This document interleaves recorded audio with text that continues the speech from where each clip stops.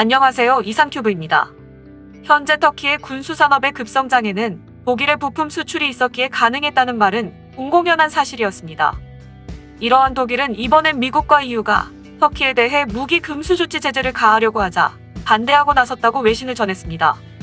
미국은 지난주에 미국의 적대 세력 제재 대응법에 따른 제재를 발동해 터키에 대한 무기 수출 제한에 나섰는데, 이는 미국의 단독 제재이며 발동 이유도 러시아제 방공 시스템인 S-400 도입에 대한 것이지만, 이와 별도로 동지 중의 문제로 터키와 대립하고 있는 그리스와 키프로스, 그리고 이들 나라들을 강력히 지원하는 프랑스 등이 유럽 전체에서 터키 경제 제재와 무기 금수 조치를 취할 것을 미국은 강력하게 요구하고 있는 것입니다. 본론으로 들어가기 전에 동지 중의 문제에 대해 간단히 설명해보면, 터키는 동지 중의 해저에 묻혀있는 천연자원 개발을 추진하기 위해 배타적 경제 수역을 시급히 책정하기를 원했지만, 그리스는 에게해의 섬들의 대륙붕 설정을 허용하지 않았고, 영해 12L이 이외의 해역은 터키 영토에서 뻗어나간 대륙붕 위에 있다고 주장하고 있는 터키와 논의해도 소용이 없다고 생각했습니다. 거기서 터키는 그리스와의 군사적 긴장을 의도적으로 연출함으로써 양국의 충돌을 염려하는 이유를 움직이는 것에 성공했습니다. 하지만 그리스는 EU의 설득으로 터키와의 협의에 마지못해 응하게 되었지만, EU의 설득을 통해 터키와의 협의에 응한 그리스는 EU의 한 가지 조건을 내밀었습니다.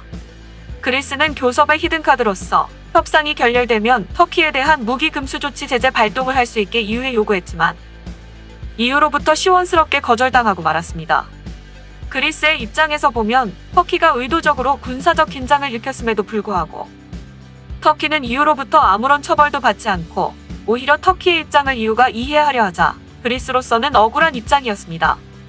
이러한 상황에 처한 그리스는 프랑스와 함께 집요하게 터키에 대한 경제 제재와 무기 금수 조치를 부과할 것을 EU에 지속적으로 요구했습니다.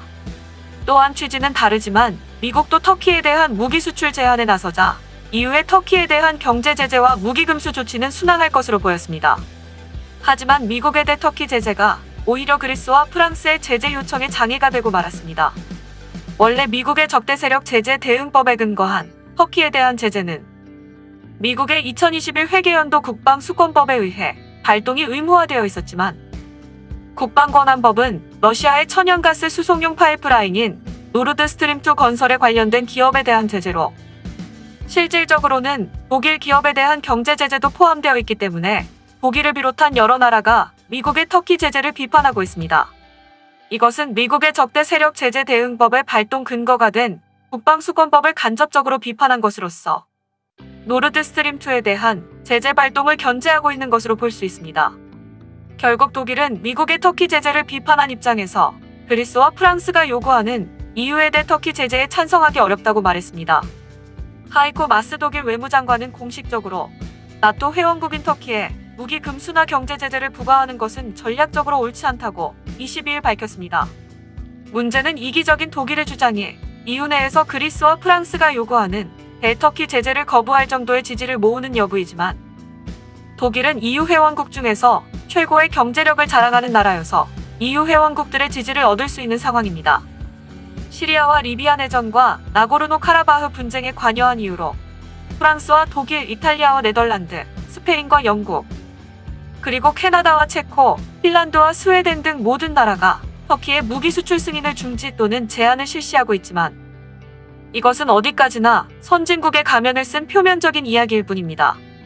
독일은 리비아 내전 개입을 이유로 대터키 무기 수출 승인을 중단했지만, 실제로는 리비아 내전에 사용되지 않는 무기와 군수물자에 대해서는 수출 승인을 계속하고 있어 지난해 대터키 무기 수출액은 약 10억 달러에 달하고 터키는 독일 방위산업계 최고 고객으로 알려졌습니다.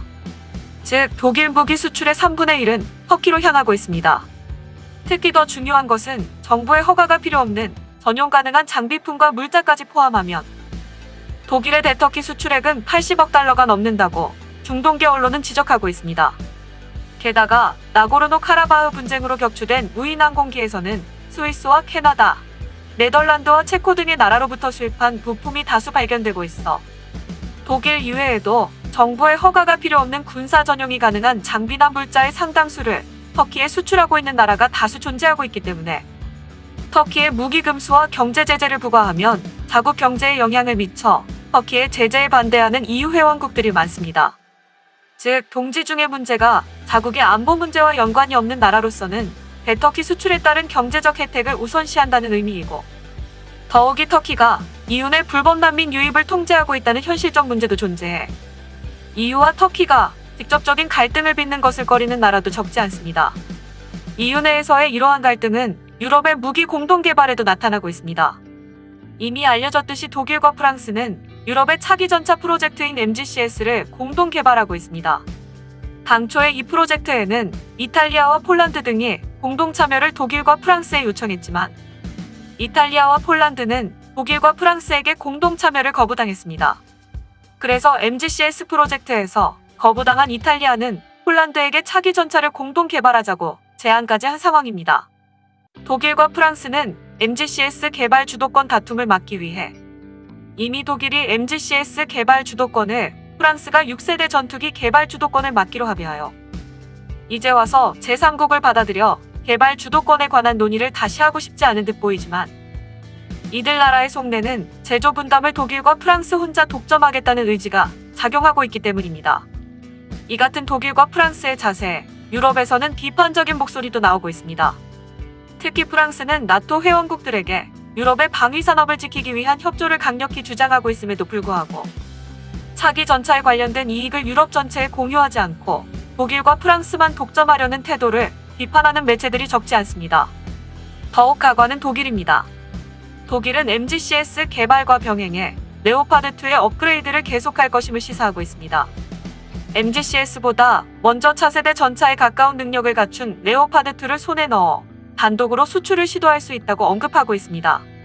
즉, MGCS에서 습득한 기술을 레오파드2에 적용시켜 단독으로 해외에 수출한다는 내용입니다. 때문에 차기 전차에 관련된 이익을 독점하는 것은 독일과 프랑스가 아닌 독일뿐이라는 설까지 나오고 있습니다. 어느 쪽이든 프랑스가 유럽 방위 산업을 지키기 위한 협조를 외치면 외칠수록 MGCS 프로그램에 대한 비난은 거세지고 있습니다. 그 틈을 이용해 미국이나 새로운 전차 개발국으로 떠오르고 있는 한국 등에 떠밀릴 수 있으며, 그렇게 되면 유럽의 전차 시장은 다른 나라 전차들이 잠식할 것이라고 유럽의 언론들은 강조하고 있습니다. 이처럼 유럽의 선진국들은 겉으로는 평화와 인권을 말하고 다른 나라들의 부정에 대해서는 날선 비판을 가하면서 정작 자신들은 뒤로는 자국을 우선시하는 부정한 일을 저지르고 있습니다. 수백 년간 유럽과 오랜 교류를 통해 유럽을 잘 알고 있는 터키는 이런 유럽의 상황을 이용하여 자국의 군수산업을 발전시키고 있는 것입니다. 최근에 터키는 자국에서 사용할 헬기용 터보샤프트 엔진 양산을 시작했으며 공대공 미사일과 공대지 미사일 등 많은 무기 개발에 성공하여 서방 세계를 깜짝 놀라게 했습니다. 이런 터키의 군수산업의 발전에는 터키제 무기에 들어가는 부품을 제공한 독일과 유럽이 있었으며, 결국 자신들이 키워준 터키 군수산업과 터키를 자신들이 비판하고 있는 것입니다. 이상 마치겠습니다. 시청해주셔서 고맙습니다. 이상튜브였습니다.